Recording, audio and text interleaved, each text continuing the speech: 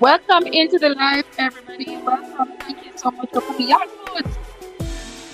Let me turn this music down as I was waiting for you all to roll on up because we know so much about the player. But I know that people are busy. People got lives. People got lives. So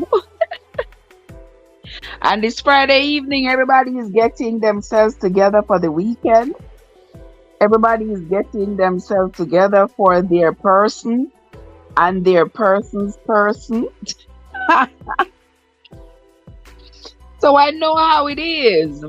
Happy Friday to you, Yard Foods. How are you doing, my love? I hope you are having a great, great, great evening.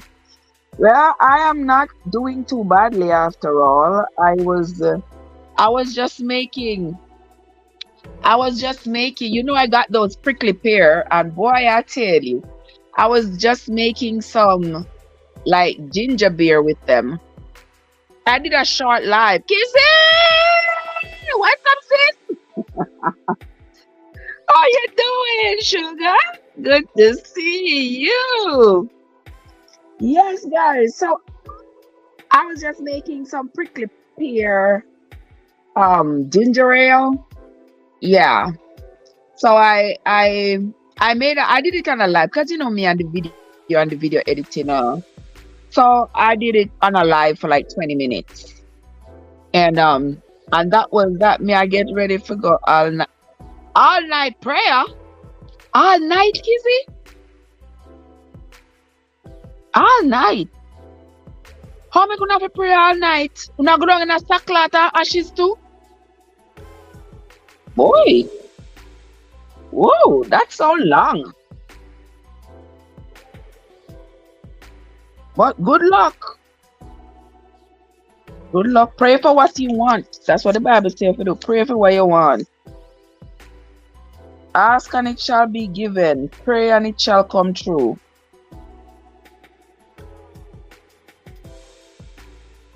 So go ahead and pray, my love.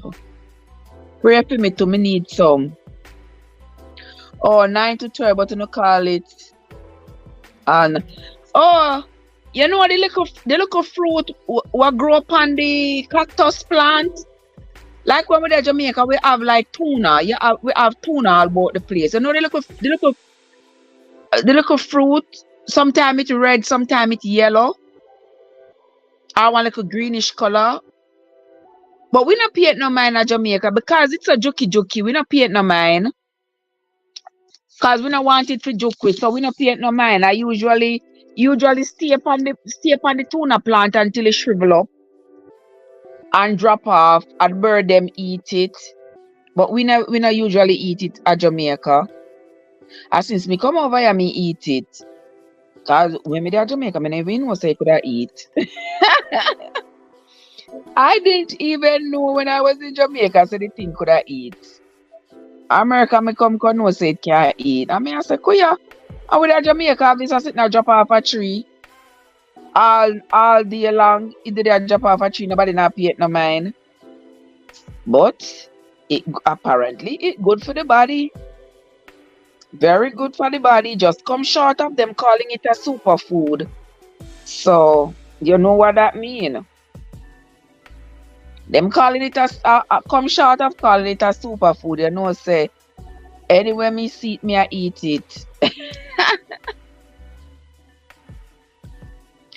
Well, I say last 2 weeks we have 24 hours, 6 p.m. to 6 a.m. Oh wow. Non-stop praying. Good God. Wow. Me hope whatever it is you know pray for you get it. That is a whole lot of praying. Gotta feel listen. I'm sure. I mean, also, when me look a bit with them, used to have them something there at church, you know. Me used to like go at them something there. Them used to have like prayer night and all them something there. Me not even partaking of them part of the world no more. How wrong with me, brother? What wrong with me? What wrong with your sister here, Kizzy? Cause remember we used to do them something there at church. And the only bad thing, them always do them something there anytime you see something happen. Anytime nothing not happen, anytime nothing not happen, they not do nothing. As soon as something happen, them a do something. Them fi do them something here all the time and don't wait until when something happen. Anytime you see one disaster, one tragedy or something, that's when them a say, "Oh Lord, them have to pray. We have to go down on we knee and pray." Why we can't pray all the time? Like 24-hour praise and worship. Wow. Wow. That sound like a good thing, Kizzy. That mean, oh, you're not at work tomorrow, right? So you can't go to church all night. Not bad at all. Oh, your church a prayer church 24/7. Okay, that's cool. That's cool. Cause my church, them all them care about the money. Money, money, money, money, money. Nothing else, no bother them. Just people pocket. That's the only thing they care about is people's pocket. You know, hear them a pray for no one. Only in a people pocket. Me like that, Kizzy. Oh, you don't work weekends anymore. Ain't that something nice, huh? When weekends you can lay down in your bed, you don't have to worry about getting up. Ain't that something? Now get up, go on work on the weekend. So like a nice thing. When me have to get up, go work night and day. Night and day. Me have to go. Joseph, are you that? You would have know say it can't eat only true because Mr. Joseph. Of course, yes. Me would have to know say it can't eat. Cause me very nosy. Yes, me would have to know. Mm-hmm. Cause every time me always see me always a look on it. I mean, I say, whenever something I can't eat. Me keep on I say, I wonder if it can't eat. Me always me open one time when me there at Jamaica, but it ain't ready at all. It never did taste like something to eat. I mean, I say, I want poison. No, so me not eat it. But you know them time that you don't even know. You don't know nothing, you just test out things and stuff. So as time goes by and more information come out and we have the lovely internet these days, what kind of excuse we have? None at all. None at all, I tell you. And now that me know it, Lord of mercy. Oh, yeah, go feed Aiden. Good, good. Go Aiden doing. Arlise is here. Arlise, what's up? How are you doing, my love? Good to see you. Good to see you.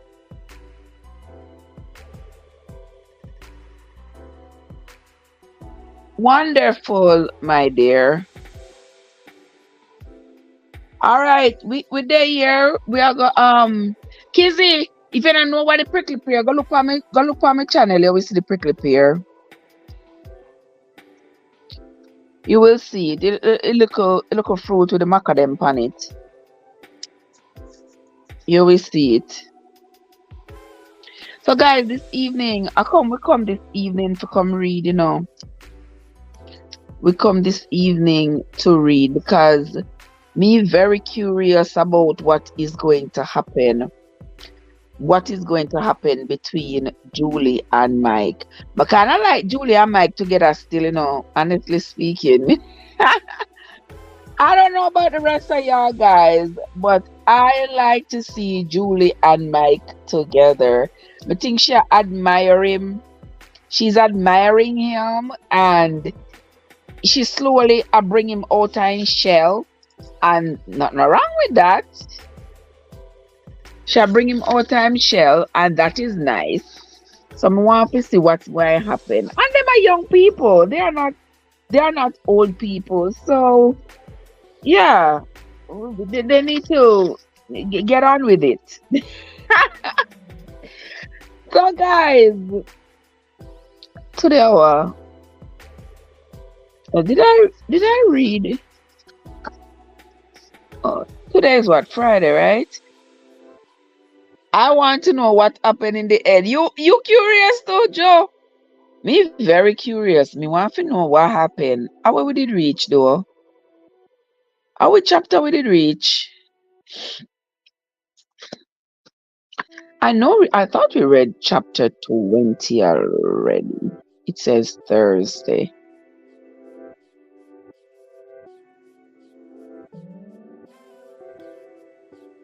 And today Friday. Did we read yesterday or did we not? Maybe we didn't. Did we read yesterday? I don't remember if we read. Did we? Don't think I read yesterday. Well, anyway, we're going to read today. I always write for the next day, and I have Thursday written here, but I don't remember if we read yesterday. So, whenever I remember, I don't remember, we are going to read today. And we are going to read that which I wrote yesterday because I don't remember if we read yesterday. All right, make we read.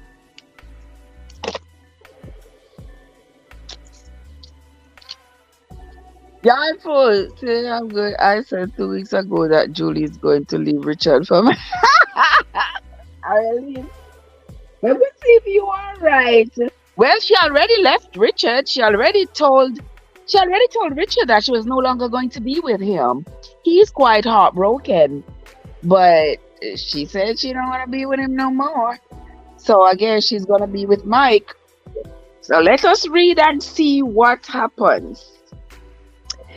After work the following Tuesday, an extra busy day at the salon, since Andrea hadn't shown up and a couple of her clients had asked Julie to take care of them, Julie was pushing a cart slowly down the grocery store aisle, grabbing what she needed for dinner. Mike had promised to cook for her, and though she wasn't thrilled with the list he had provided, she was willing to give it a shot. Despite his promises that it would be good, she couldn't imagine anything that included potato chips and sweet pickles would qualify as fine dining.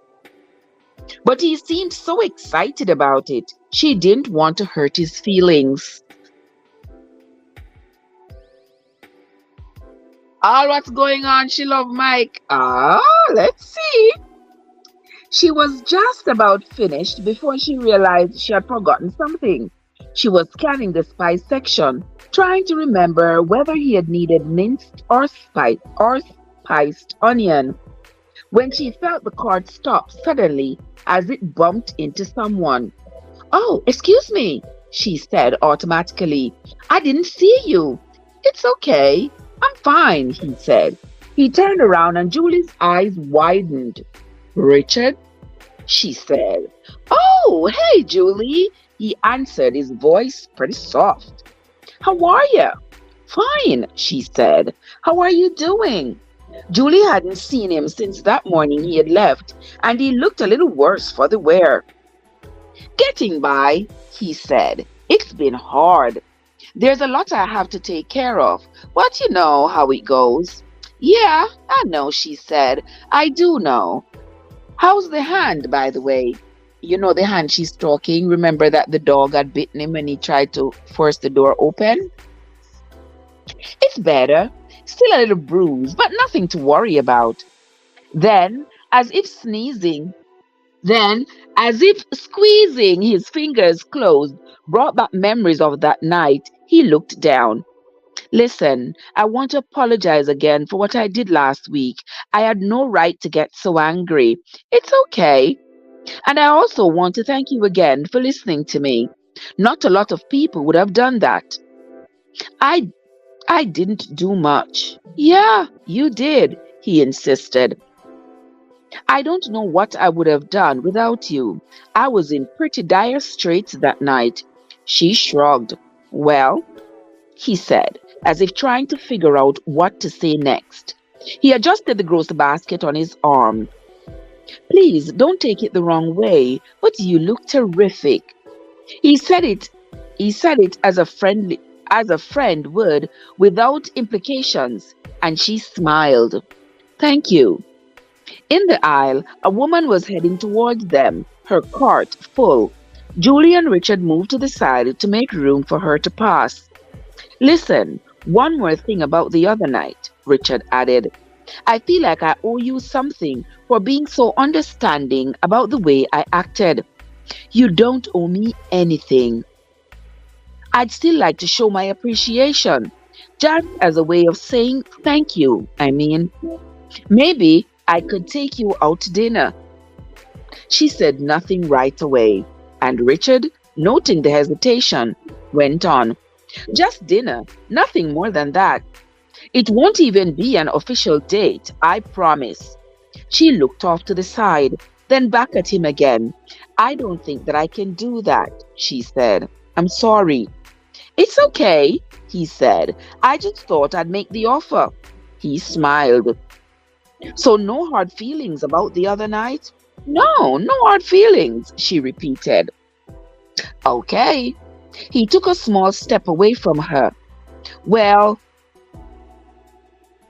I've got some things I still need to grab. I'll see you around. Sure. Goodbye, he said. Goodbye, Richard.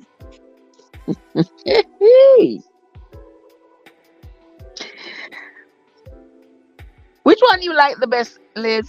Which one you like? So what exactly are those called again? Julie asked. Mike was standing over the stove in his apartment, the ground beef in the frying pan sizzling. Creole burgers. So it's Cajun? Yep, he said. Why do you think I asked for these 2 cans of soup? That's what gives it the authentic flavor.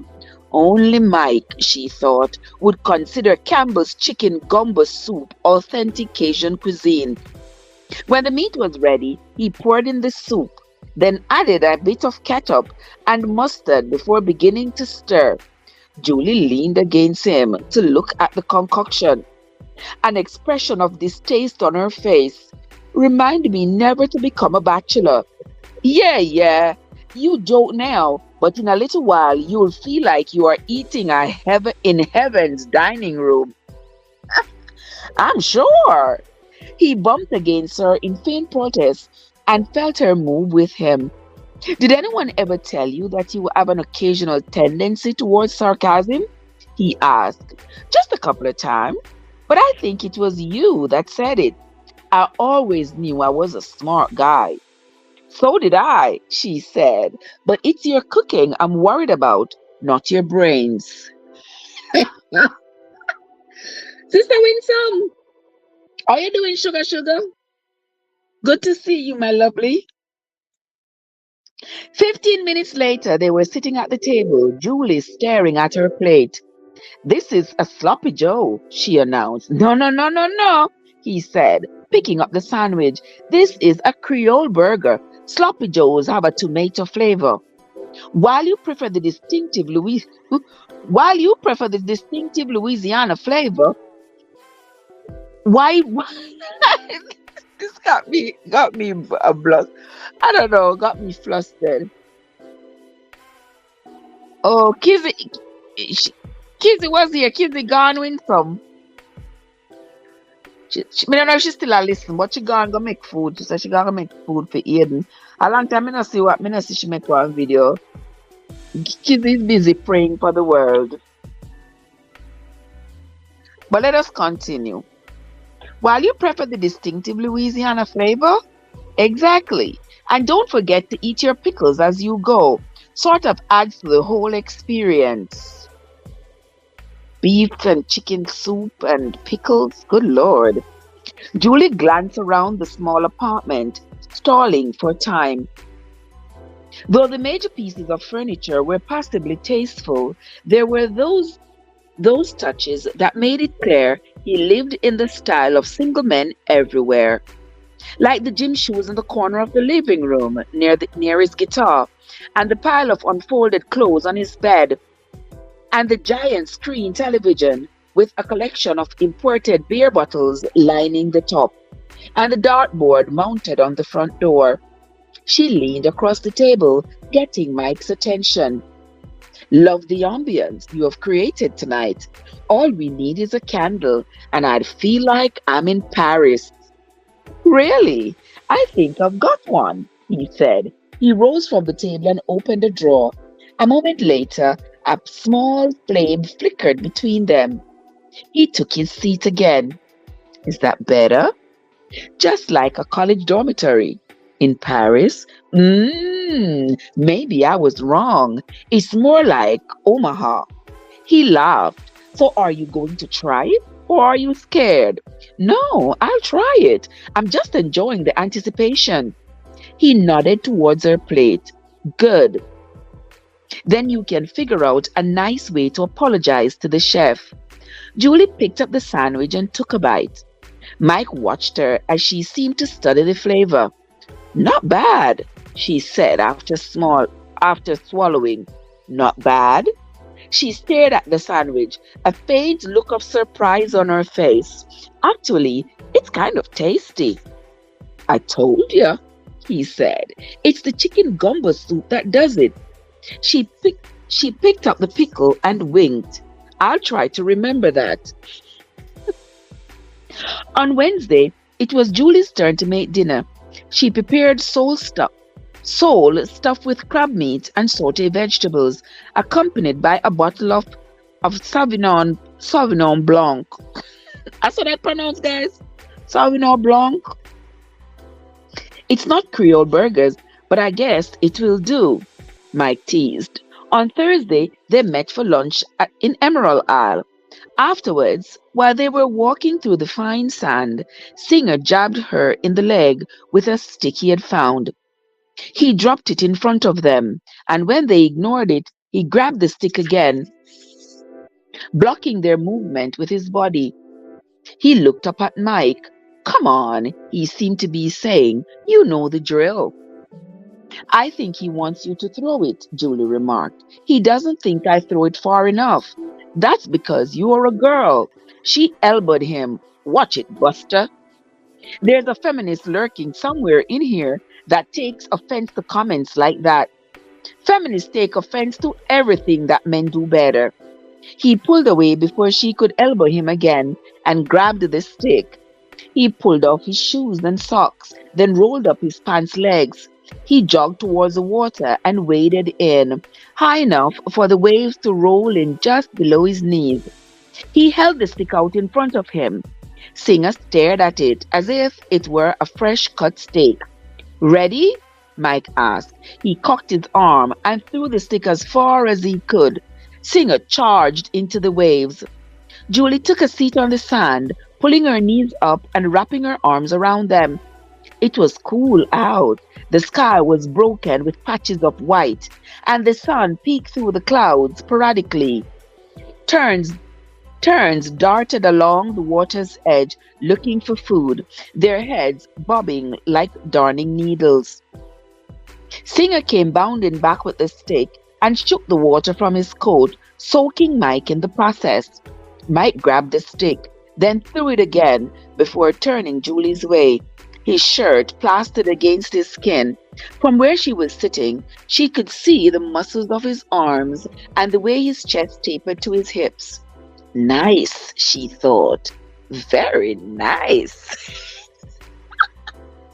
Let's do something tomorrow night, okay? He called out. Julie nodded. When Singer returned, Julie pulled her legs a little tighter and watched them start over. In the distance, a shrimp trawler eked its way over the water, long nets spread behind it. The lighthouse from Cape Lookout flashed in the distance. Julie felt the breeze on her face as she watched them, wondering why she had ever been worried.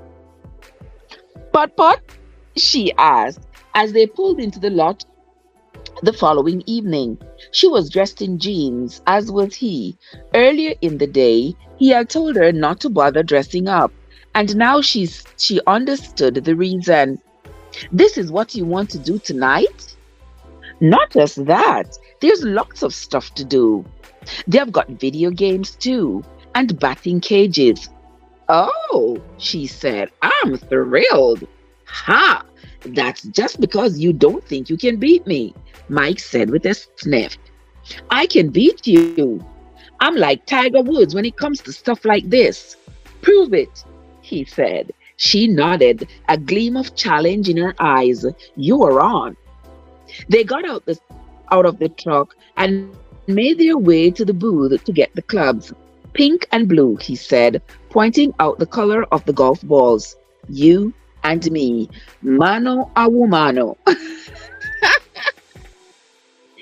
Which one do you want? She asked, playing innocent. Ha! He snorted. Keep it up, and I show you no sympathy on the course. Ditto. A couple of minutes later, they reached the first hole. Age before beauty, age before beauty, she offered, motioning to him. Mike feigned a look of offense before putting the ball in place. The first hole required the ball to travel through a rotating windmill before it descended to a lower level where the hole was. Mike steadied himself over the ball. Watch and learn, he said. Just get on with it. He hit the ball straight and it passed through the opening in the windmill. After leaving the tube, it ended up less than a foot from the hole. See? It's easy. Step aside. Let me show you how it's done. She put her ball down and hit it. It bounced off the blades of the windmill and came back to her. So sorry, Mike said, shaking his head. Too bad. Just I'm just getting warmed up. She took a little longer before pulling back and hitting the ball again. This time it made it, and when she looked to see where it would end up, she saw it rolling toward the hole before it vanished from sight. Nice shot, Mike conceded. Luckily, though, that was pure luck. She poked him with the club. That's all part of the plan. In a darkened bedroom of the rented Victorian, Richard was sitting in bed, his back against the headboard. He had pulled the drapes closed. The room was illuminated only by a small candle on the nightstand. And as he rolled a piece of wax between his fingers, he thought about Julie. She had been nice enough at the grocery store, but he knew she had regretted running into him. He shook his head, wondering why she had tried to hide it. It was pointless, he thought. He knew exactly who she was. In some ways, he knew her better than she knew herself. He knew, for instance, that she was with Mike tonight and that she saw in him the comfort she had once had and hoped to find again. She was afraid of anything new, he realized, and he wished she could see that there was so much more for her out there, so much more for the both of them. Didn't she see that if she stayed here, Mike would drag her down? That her friends would ultimately hurt her? That's what's happening when you let fear govern your decisions. He had learned he had learned that from experience. He had despised his father, as Julia despised the men who had moved in and out of her life. He hated his mother for her weakness, just as Julie hated her own mother's weakness. But Julie was trying to make peace with her past by trying to relive it. Fear was leading her to the illusion of comfort, yet in the end, it would remain an illusion. She didn't have to end up the way her mother had. She didn't have to lead the life her mother had. Her life could be anything she wanted it to be, as his was. Kim is in the house. Kim, what's up? How you doing? Good to see you, my lovely darling. Lucky shot! Mike cried again. Halfway through the course, the score was tied until Julie's latest shot, which ricocheted off the wall and dropped into the cup. She swaggered over to retrieve her ball. How come it's always luck when I make it and skill when you do it? She demanded. Mike was still staring at the path the ball had taken. Because it is. There's no way you could have planned that. You sound like you're getting nervous. I'm not getting nervous. Mimicking his action earlier, she ran her fingernails over his chest and sniffed. You should be. You'd hate to let a girl beat you. You won't beat me. So what's the score? He stuffed the card. He stuffed the card and pencil into his back pocket. It doesn't matter. It's the score at the end that's important. Mike stalked towards the next hole. Julie giggled behind him. Richard slowed his breathing, concentrating on Julie's image. Even though she was confused right now, he knew she was different from other people. She was special, better like him. It was that secret knowledge of his uniqueness that had sustained him in one foster home after another. Aside from a few articles of clothing, the only items he had brought with him were the camera he had stolen from one of his former neighbors and the box of photographs he had taken. The first people who took him in seemed nice enough, but for the most part he ignored them. He came and went as he pleased, wanting nothing more than a place to sleep and food to eat. As in many foster homes, he was not the only child, and he shared a room with two older boys. It were these two boys who stole his camera 2 months after he had moved in, selling it at a pawn shop in order to buy cigarettes. When Richard found them, they were playing in the vacant lot next door. On the ground was a baseball bat, and he reached for it. They laughed at first, since they were both taller and heavier. In the end, however, they were rushed to the hospital in a pair of ambulances, their faces crushed beyond recognition. The foster care caseworker wanted to send Richard to a juvenile detention center. She had come to the house later that day with the police after his foster parents had reported him. Richard was handcuffed and driven to the station. There, he had sat on a hard wooden chair across from a burly officer named Dugan in a small mirrored room. Dugan, with his postmarked cheeks and bulbous nose, had a way of rasping as he spoke. Leaning forward, he told Richard how badly he had injured the boys and that he was going to spend the next several years locked away. But Richard hadn't been afraid, just as he hadn't been afraid when the police had come to question him and his mother about his father. You know, so me dey get a little bit of feeling, say, Richard and his mother responsible for unaliving his father. I don't know if you all did get that feeling, but I did get that feeling, you know. Alright, but me never say nothing. Me just did get the feeling. Well, make we go and read you now and see what else he said, because how he's going to compare this feeling to the feeling he had when the police came to question them about his father's death. He had known this was coming. He looked down, then began to cry. I didn't want to do it, he said quietly, but they took my camera, and I told them I would report it to the caseworker. They were going to kill me. I was scared. One of them attacked me with a knife. With that, Richard opened his jacket and Dugan saw the blood. Richard was taken to the hospital. He had been slashed across his lower stomach. The only reason the wound wasn't more serious, Richard claimed, was that he had managed to twist free from their grasp at the last minute. Dugan found the knife on the warehouse roof, exactly where Richard said he had seen one of the boys throw it. The two boys, not Richard, were sent to the juvenile detention facility despite their pleas that neither of them had ever touched the knife. I wonder if Richard cut himself. Richard sounded like one little devil, you know. Let alone slashed Richard with it. But the man at the pawn shop said he had bought the camera from them, and no one believed their protests. They both had records, after all. Years later, Richard saw one of the boys in the neighborhood walking on the opposite side of the road. He was a man by then, but when he saw Richard, he froze. Richard simply smiled and kept on walking, remembering with disdain the cut he had so easily inflicted upon himself. You see?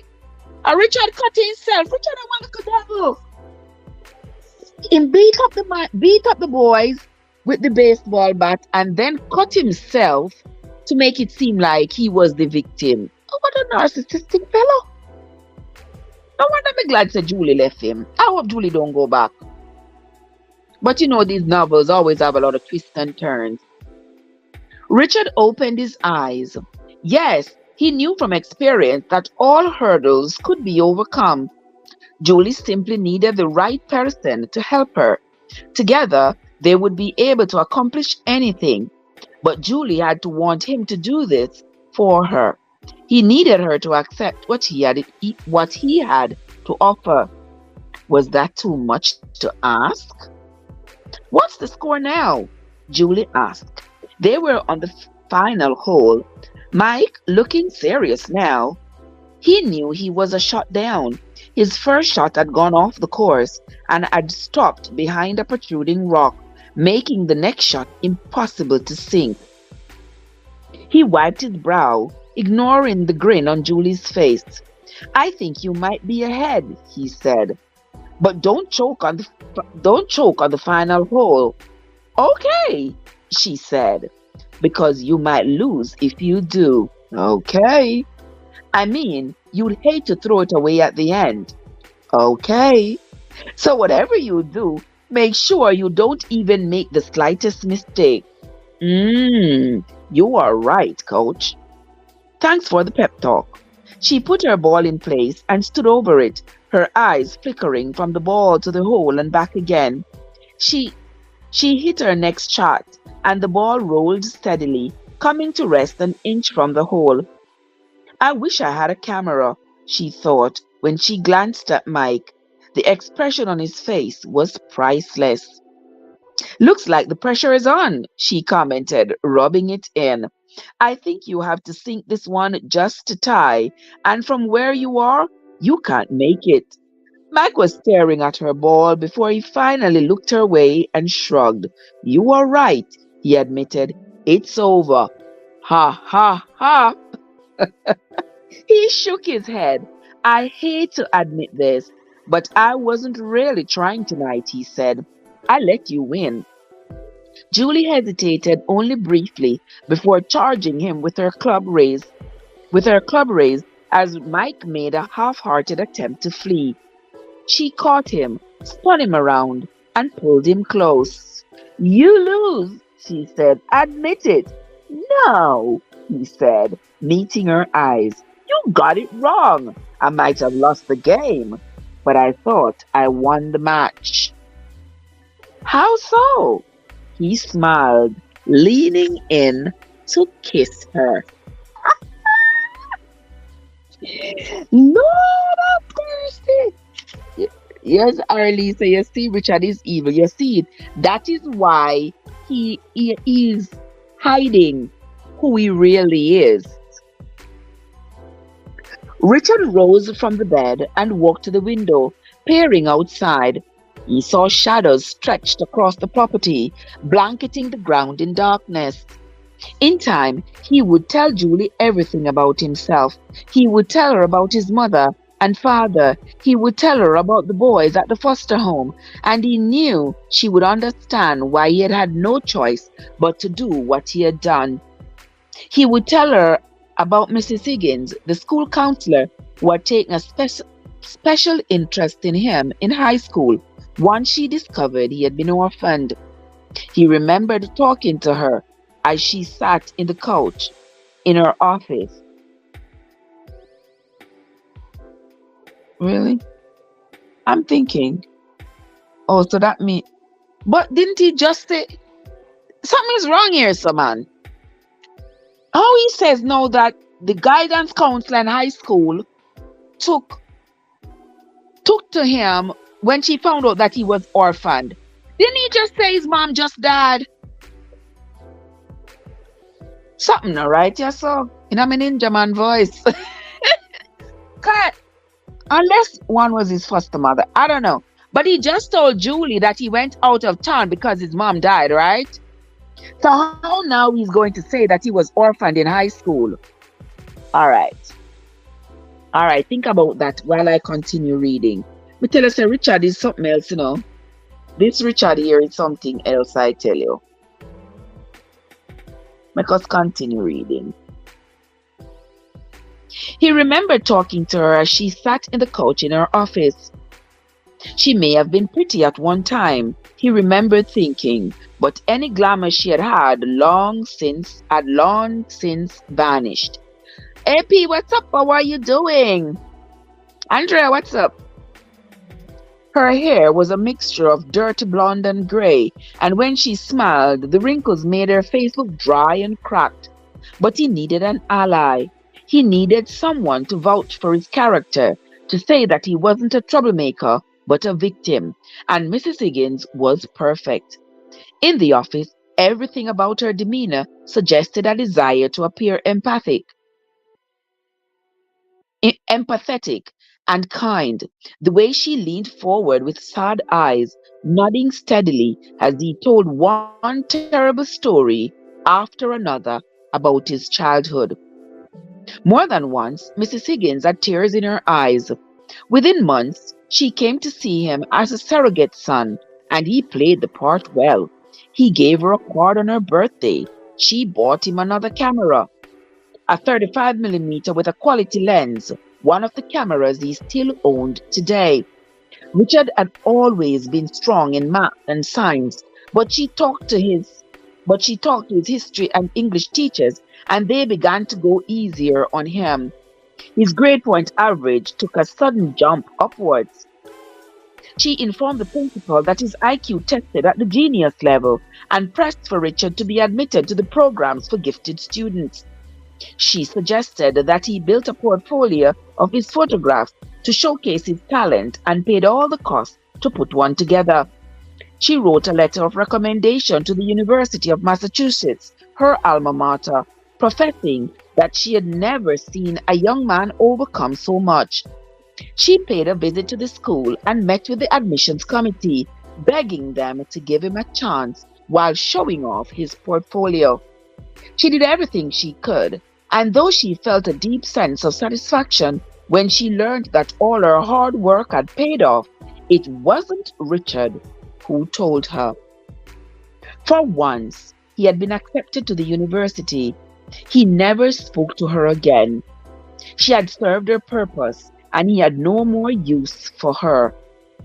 In the same way, Mike had served his purpose for Julie, but it was over now. Mike had been a good friend, but it was time to send him on his way. Mike was shackling her, holding her back, preventing her from choosing her own future, their future. I wonder if he's going to hurt Mike. I do not trust this Richard at all. I hope he doesn't hurt Mike. I hope not. Chapter 22. For Julie, the days began to acquire a new rhythm.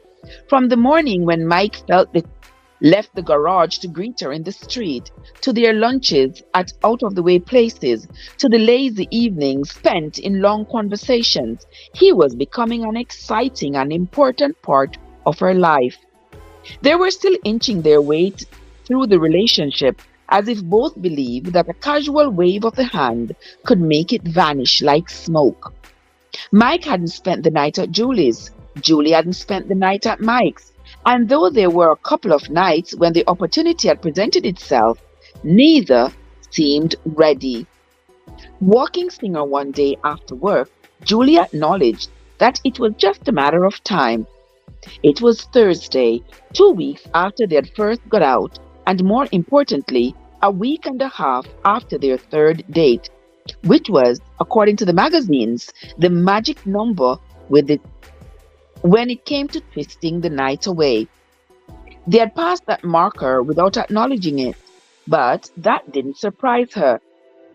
In the years since Jim had died, she had had those moments when she felt rather sensual, she liked to call it, but it had been so long since she had been to bed with a man, she had sort of come to accept celibacy as a permanent way of life. She had even forgotten what it was like to want something like that. But lo and behold, the old hormones had kicked in big time lately, and there were moments when she found herself fantasizing about Mike. Not that she was ready to pounce on him without warning. No, that would probably send Mike's ticker into spasms. Anyway, should no doubt be as terrified as he was.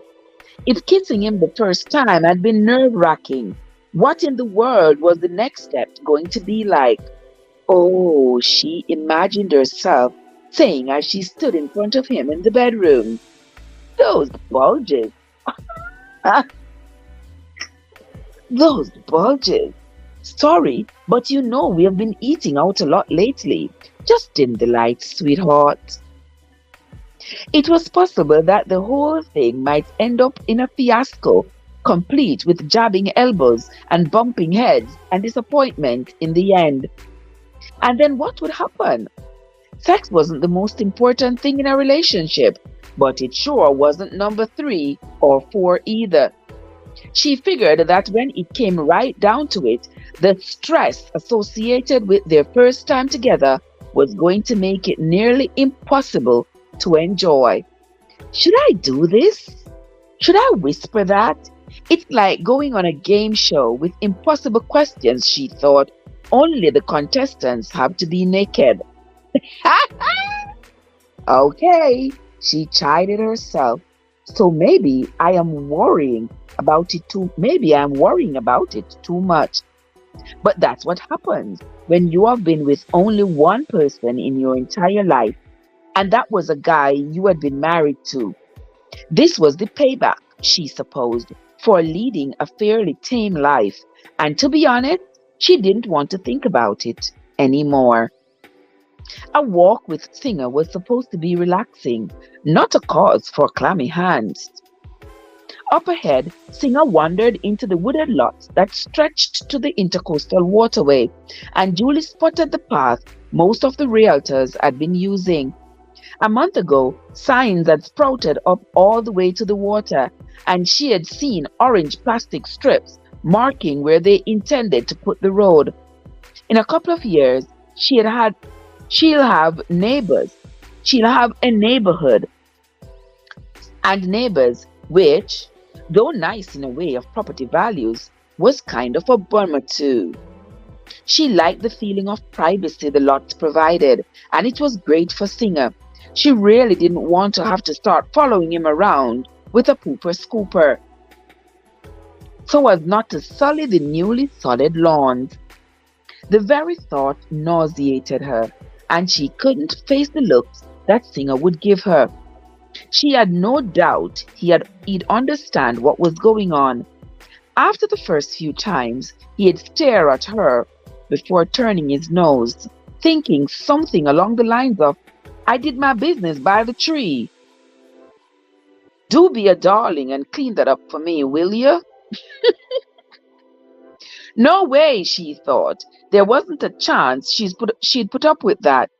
She walked for 15 minutes before she reached the water and sat for a little while on a stump, watching the boats as they floated past.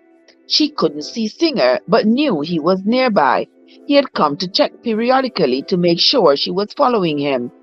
He was protective of her, just like Mike in his own way. Mike.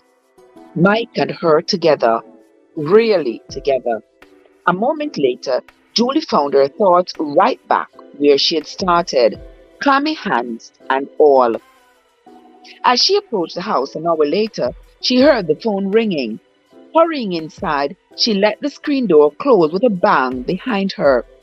Probably Emma, she thought. Emma had been calling a lot lately. She loved what was happening with Mike and couldn't wait to talk about it. And to be honest, Julie kind of liked talking about it too, just for perspective, of course. She put the receiver to her ear. Hello? There was no reply on the other end, though it seemed the line was still open. Hello? She said again. Nothing. Julie put the phone back in its cradle and went to let Singer in. In her haste, she had slammed the door in his face. But as soon as she reached the door, the phone rang again, and she went through the same routine. Again, there was silence on the other line. Only this time, before she lowered the phone, she thought she heard a faint click as the caller hung up. So how are things going with Julie? Henry asked. Good, Mike answered, his head buried beneath the hood. Over the past week, he hadn't said much about it to his brother, simply because he hadn't had a time. With summer coming, air conditionings were going on the blink as fast as they were being switched on, and people were rolling into garage with dirty rings on the collars of their shirts. Besides, it was so much fun having information Henry wanted and not sharing it. Kind of made him feel he had the upper hand for once. I think so. Liz says he's stalking her. I think he is, because remember he said he knows that she's at the beach with Mike. Has he set somebody to watch her? I don't know. Henry regarded him. Based on how much you have been seeing her, I'd hope they're going better than that. You know how it is, Mike said, continuing to work. He reached for a socket wrench and began trying to loosen the bolts that held the compressor in place. Actually, I don't. Yeah, I know. Like I said, it's going good. Can you hand me a rag? My hands are kind of slick. Henry passed it over. So I heard you made her dinner at your place a little bit ago. Yep, Mike said. And what? What happened? Well, she liked it. That's it. What do you want me to say, Henry? How do you think she feels about you? I think she likes me. Henry brought his hands together. Now they were getting somewhere. You think she likes you, huh? Henry took an extra few seconds to Mike took an extra few answers. Mike took an extra few seconds to answer, knowing Henry wanted details. Yep. Under the hood, he smiled, thinking, this is great. Henry said. Oh, this guy thinks he's so slick, but there's more than one way to get answers. Well, listen, I was wondering if you two would like to head out on the boat next weekend with Emma and me. Next weekend? Yeah, I figured we'd do a little fishing, have a few beers. It'll be fun. I think we might be able to work that out. Henry raised his eyebrows. Little brother think he's a big shot now, huh? He thought. Funny that getting a girlfriend can do. Try not to sound so thrilled, he grumbled. Hey, don't get all flustered. I just meant that I had to check with Julie first. Oh, Henry said. That makes sense. And unfortunately, he thought it did. Henry stood beside Mike for another minute, but Mike didn't so much as bother to pull his head out of the car. Finally, Henry turned and headed back to the office, thinking, okay, Mike, you are in for it now. All I wanted was a little info, but no, you had to play the strong, silent type. The only problem was, even after 20 minutes, he couldn't think of anything he could do. He loved a good zinger, but fair was fair, and he wasn't about to ruin things for his little brother. I may be a weak man, he thought, but I'm not a mean one. I'm telling you, you're practically glowing these days, Mabel said. I'm not. I've just been in the sun lately, Julie answered. They were in the salon. enjoying a lull between clients. Andrea was cutting hair at her station and carrying on a conversation about politics that was doomed as soon as she mentioned that she liked the current governor because his hair looked nicer than the other guys. The other guy she was referring to seemed irrelevant to her client. He didn't come for the conversation anyway. It ain't the son I'm talking about, and you know it. Julie reached for the broom and began sweeping the floor around her chair. Yes, Mabel, I know. You aren't exactly the most subtle person I've ever met.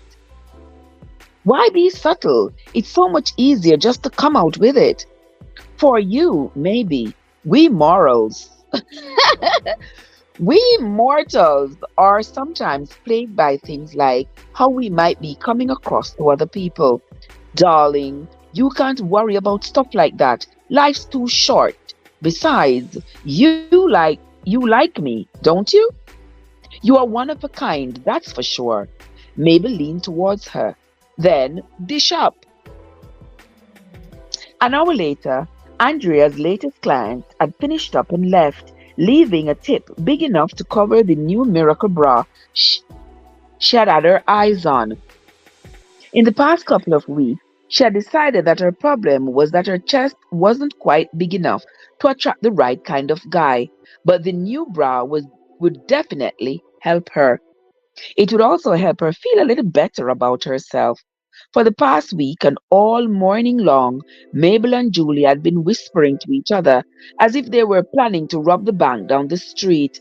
But even Andrea understood they were talking about Julie's relationship with Mike. Not that they were willing to share anything other than the basics. So she kissed him. What's the big deal? Andrea had been kissing boys since the second grade, but Julie seemed to believe the whole thing was as romantic as the movie Pretty Woman. And besides, Andrea thought the thing with Mike was completely ridiculous. Mike or Richard? Come on, she told herself. The choice is obvious, even for a moron. Mike's a nice guy, but he wasn't Richard. Wasn't even close to Richard. Richard had it all. And Mike? The big zip as far as sex appeal went. But Julie was as blind as an albino bat when it came to men. If anything, Andrea thought, Julie should be talking to me. I would give her some serious pointers on how to fix the situation with Richard. Just then, the bell on the door jingled, and Andrea turned her head, thinking, well, speak of the devil. Ha! And he appeared. So why Andrea not just take Richard then? Shouldn't she think Julie is crazy? Why don't she take Richard and take him all for herself? Because we know that Richard is a crook. She don't know that. For a long moment, the salon was silent. Mabel had slipped out for a few minutes, and Julie's client was heading out too. Richard held the door for her as she left. He was wearing sunglasses, and when he turned back around, the reflection of her own features when he faced her left Julie with an odd, sinking feeling to her stomach. Singer sat up on the blanket. Richard, Julie said. The word came out tentatively. Hello, Julie. How are you? There was no reason to be rude, but she didn't feel like exchanging pleasantries either. Though she didn't mind bumping into Richard now and then, since it was inevitable in a small town, she wasn't sure she wanted him to keep coming here. It was one thing for their meeting to be accidental. It was completely another thing to know that she'd continue seeing him regularly, and she didn't want to do anything to encourage him. She certainly didn't want a repeat of their meeting at the grocery store. What's up? She asked instead. Richard slipped off his sunglasses and smiled. When he spoke, his voice was soft. I was hoping that you had time to cut my hair. It's about that time again. Wondering if that was his only reason for coming, she scanned her appointment book, already knowing what she'd find. She began shaking her head. I'm sorry, I don't think I can fit it in. I'm pretty busy today. My next appointment is in a few minutes, and after that, I have a color job to do, and they can take a very long time. I guess I should have made an appointment, huh? He said. Sometimes I can work people in, but today I just don't have the time. I see. He glanced away. Well, since I'm already here, maybe we could set something up. How about Monday? She flipped the page, again knowing what she'd find. I'm booked solid then as well. Mondays are always busy. That's when the regulars come in. Tuesday?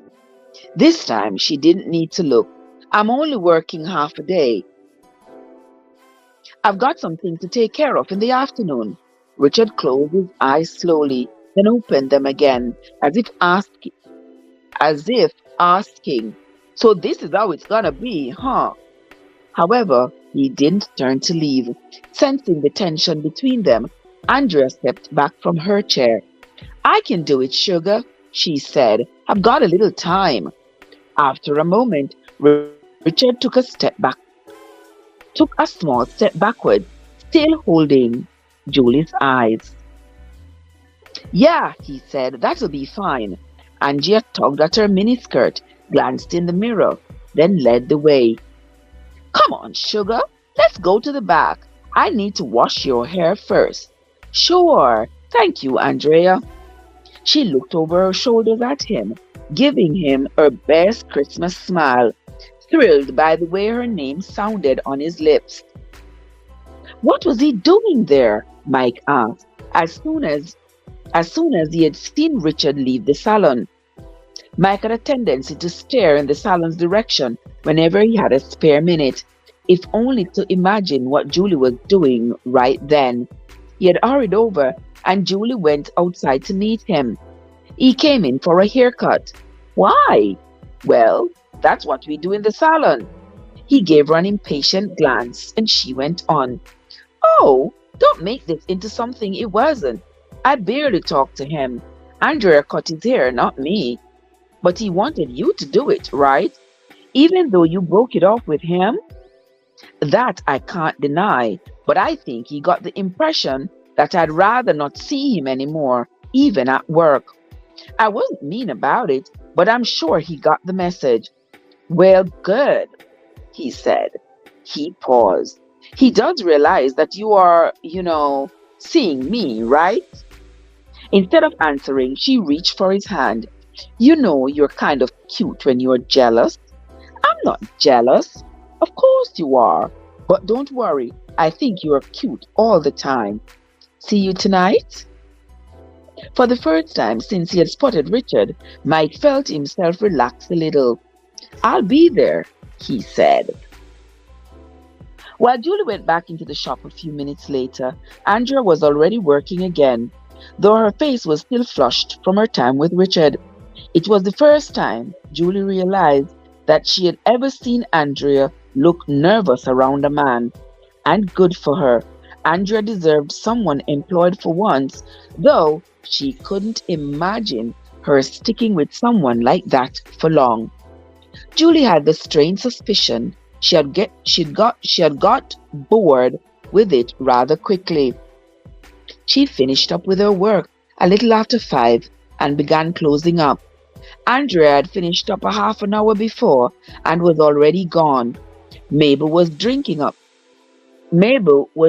up in the back while Julie took care of the reception area, and it was then that she noticed a pair of sunglasses on the counter beside the potted plant. She saw instantly that they were Richard's, and for a second she considered calling him and letting him know they were there. Then she decided not to. Mabel or Andrea could do it. It was better that way. All right, Lizzie, I'm seeing trouble, not you alone. Me too. Me too. Julie swung by the grocery store to pick up the makings for dinner and was walking in the front door when she heard the phone ringing. She put the grocery bag on the table and answered. Hello? Hello, Julie, Richard said. His tone was friendly, nonchalant, as if they spoke on the phone every day. I wasn't sure you'd be in yet, but I'm glad I caught you. I miss not being able to talk to you today. Julie closed her eyes, thinking, not again. Enough is enough already. Hi, Richard, she said coolly. How are you? I'm fine, thank you. Hearing her tone, he paused on the other end. You're probably wondering why I'm calling. Kind of, she said. Well, I was just wondering if you happened to come across a pair of glasses. I think I might have left them in the shop. Yeah, they are there. I left them on the desk. You can pick them up on Monday. You are not open on Saturdays? No. Mabel doesn't think that people should work weekends. Oh, he paused.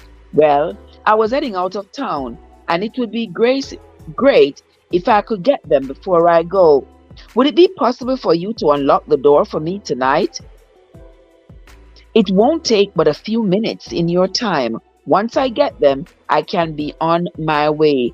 I do not like that because the salon is a dark place. The salon is closed. There is nobody there. Downtown is closed in the night.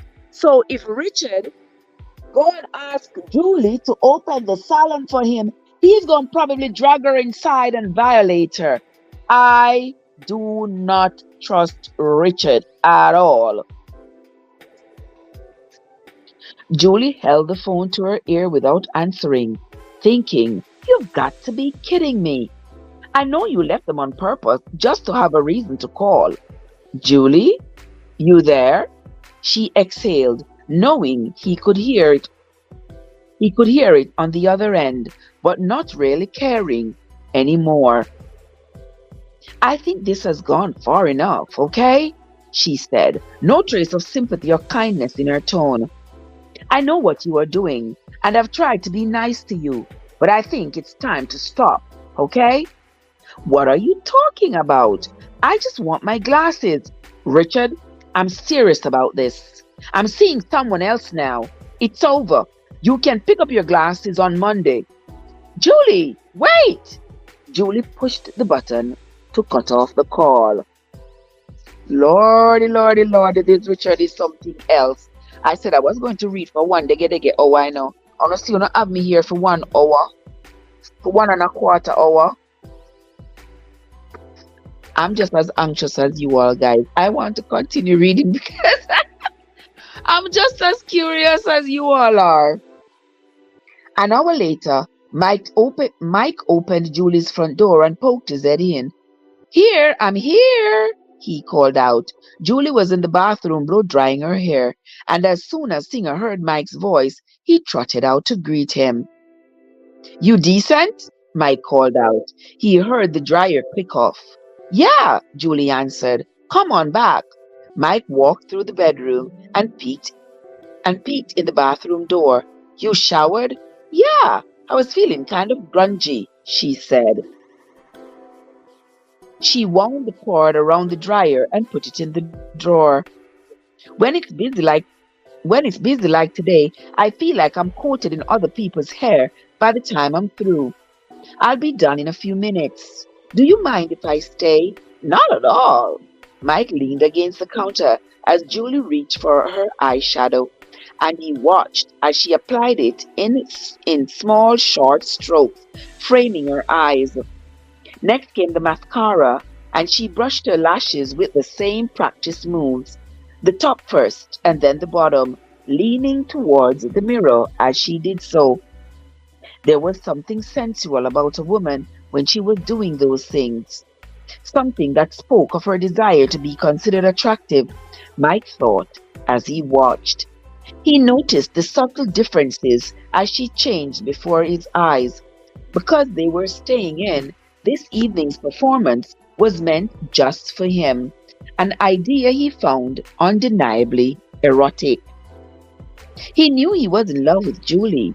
The past couple of weeks they had been together made that quite clear, but it was different from the way he had felt before they had started dating. She wasn't a fantasy anymore, but something real, something he couldn't imagine living without, and he crossed his arms as if bracing himself against the possibility that all this might still slip away. She put on a pair of earrings, smiling briefly, wondering what he found so interesting, yet feeling warmed by his appreciation nonetheless. She reached for the perfume, spritzing a little on her neck and on her wrist, then rubbed her wrists together, this time holding his gaze. Better? She asked. You look beautiful, he said, as always. Julie squeezed by Mike on her way out, her body brushing against his, and Mike followed, his eyes drawn to the gentle sway of her hips and the smooth curve of her bottom. In bare feet and faded jeans, she seemed the picture of grace, though Mike knew she was moving so differently than she always did. I thought we'd do steaks tonight, she said. Does that sound okay? Sounds great, but I'm not all that hungry yet.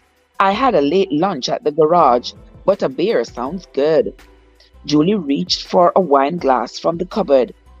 As she stood on her tippy toes, her blouse lifted enough to show her belly, and Mike turned away, forcing himself to think about baseball. A moment later, standing before him, she held out the glass, and Mike poured the wine, then grabbed a beer for himself. He opened it and took a long drink. Then he took another. Do you want to sit outside for a while? She asked. Sure. They went to the porch, and Julie had opened the screen door so Singer could head to the yard. Her blouse was sleeveless.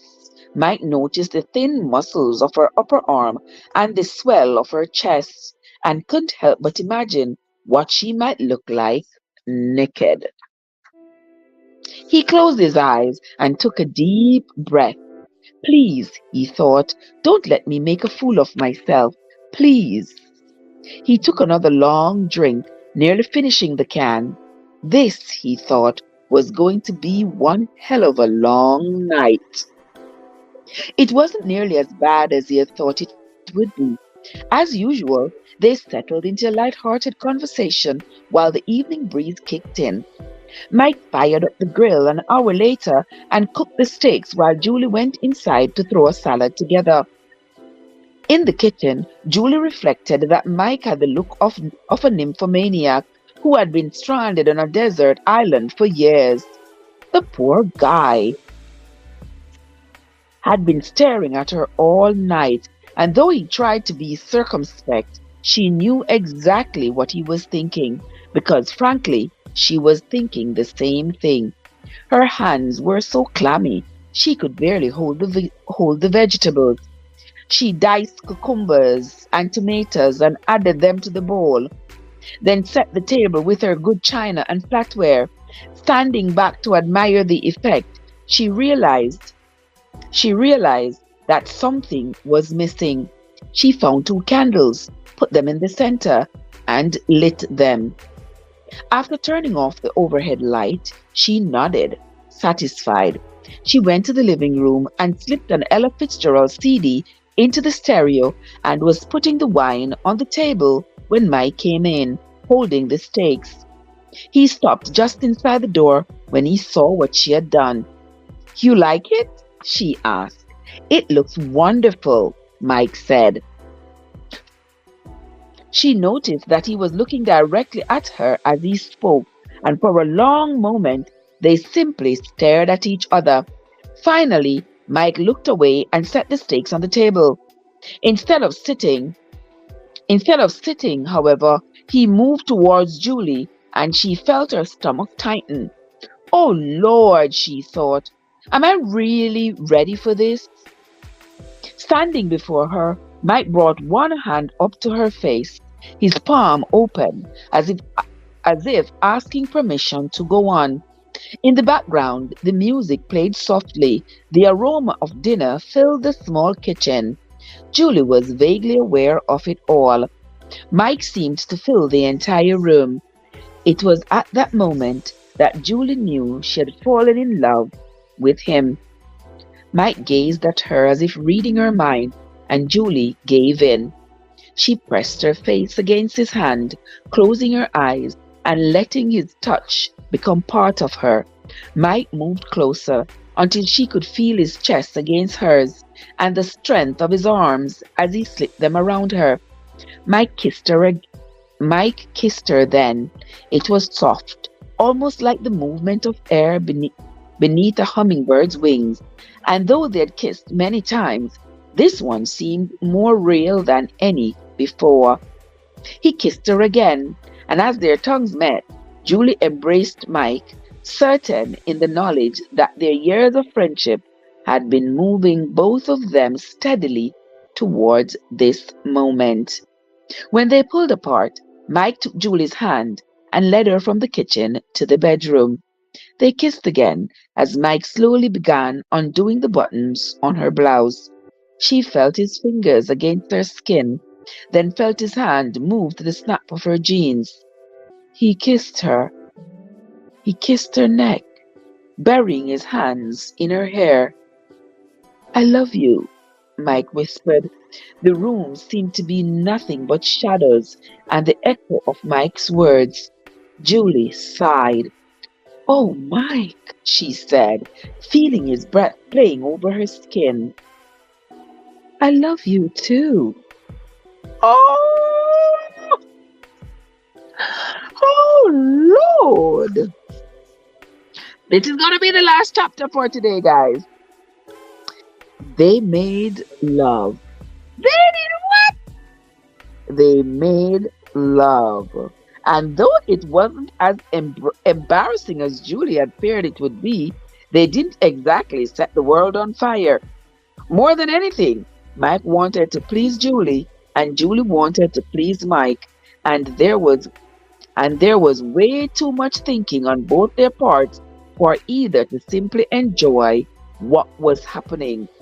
When they were finished, they lay in bed next to each other, breathing hard and staring at the ceiling, both of them thinking, "I am really out of practice. I hope Julie and Mike didn't notice."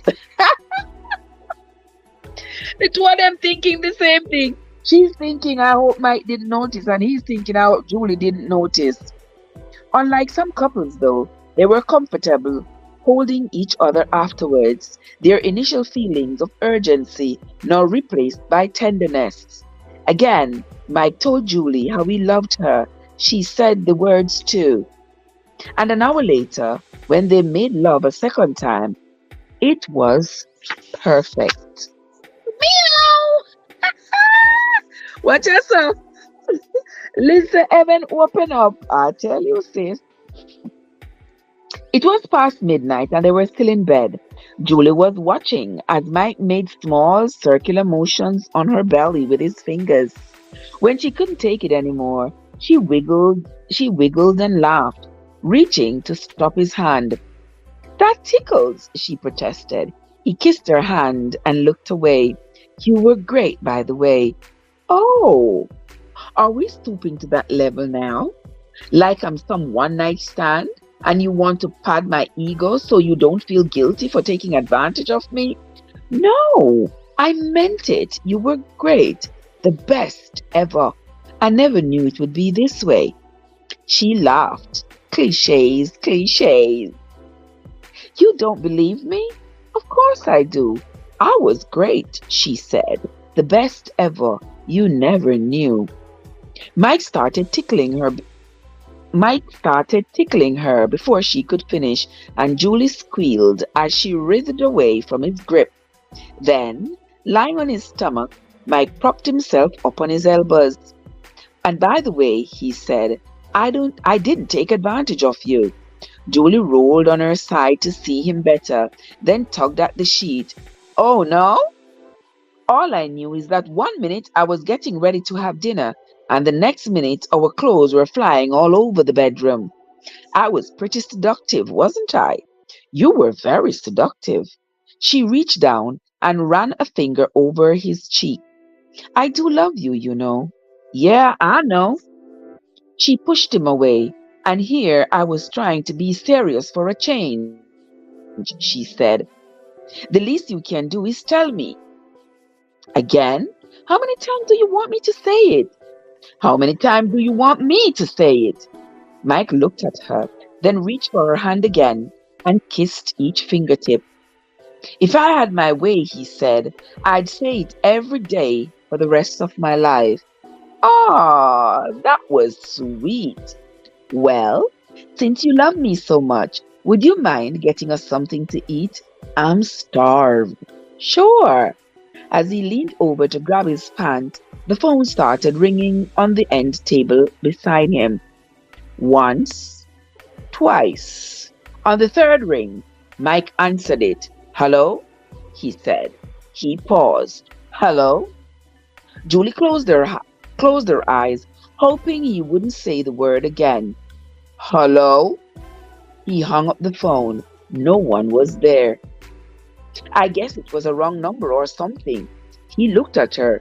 You okay? She forced herself to smile. Yeah, she said. I'm fine. The phone rang again. This time, Mike glanced at her with a look of puzzlement before answering. The same thing happened again. Julie crossed her arms. Though she told herself it probably meant nothing, she couldn't shake the sense of deja vu that suddenly washed over her. The same feeling she had had when she had visited Jim's grave. Someone she thought was watching her. Yup. And I think that is Richard. I think Richard is watching her every move. He's such a creep. How do you plan to be with somebody if you're going to be so creepy? The changes in Julie's life began that night. Most of them were wonderful. Mike spent Saturday with Julie, and they made love once in the morning and again before they went to sleep. On Sunday, she and Mike went to the mall in Jacksonville, and she bought a new bathing suit, as well as some more shorts and sandals. When she modeled the bikini for him after she got home, Mike stared with boggling eyes, then bolted from the couch to chase her. She ran through the house laughing and screaming before Mike caught her in the bedroom. They tumbled to the bed, giggling, only to find themselves buried in the sheets a few minutes later. Other than being naked a lot, she was surprised and thankful that making love hadn't altered the friendship between them. Mike still joked and made her laugh. She still teased him. He still held her hand as they watched movies on the couch. But as much as she wanted to deny it, what would stand out most in her mind is thinking back on that week. Where the phone calls. Thinking back on that week were the phone calls. The two calls late Friday night. On Saturday, there were two more. On Sunday, the phone rang 4 times. And on Monday, it was 5. But on those 2 days, Mike had stepped out of the house for a moment and she had been the one to answer. On Tuesday, after she had gone to bed, Mike had gone back to his place for the night. There were 4 calls before she had finally unplugged the phone. And on Wednesday, when she stepped into the kitchen after a day at work, she noticed her answering machine was full. That Richard is something else, I tell you. She remembered hiding. Who's that texting me? She remembered hiding the button for the first call, then skipping to the next message, then the next, one right after another. The calls had come. The recorder had noted the time. Each new call had been placed the moment the previous call had been disconnected. On the 4th message, her breath quickened. By the 9th, her eyes had begun to well with tears. By the 12th, she was hitting the delete button almost as fast as she was hitting the play button in an almost frantic attempt to stop what was happening. When she finished, she sat at the table trembling. All in all, 20 calls had been made to her machine that day, each lasting 2 minutes. In none of them did the caller say anything. And on Thursday and Friday, there were no calls at all. This is the end of chapter 24. Lordy, lordy, lordy. Mike is having his way, and Richard is acting up. Richard is acting up, my friend. OMG, I can't stand Richard. Richard is scary. Very scary. Albert, come with to Albert. But anyway, guys, this is where we're going to end the reading for today. In the morning, we will read again. If you are not in the live in the morning, I will still read. I'm going to be reading for an hour and then be moving on. If you all are not in the live when I am reading, it will be there when you all wake up or when you all finish whatever you are doing. You will come on in and listen to it. It will be right there. Okay? All right, guys. So I want to say thank to everybody who came into the live, listen to the reading. I sincerely appreciate you all. I will see you all sometime tomorrow. Okay, so go ahead and have yourselves a great rest of the Friday evening, guys, and I will see you all in the morning. Until next time, my friends, this is Trev from Traversance, where your journey matters. Have yourselves a great evening.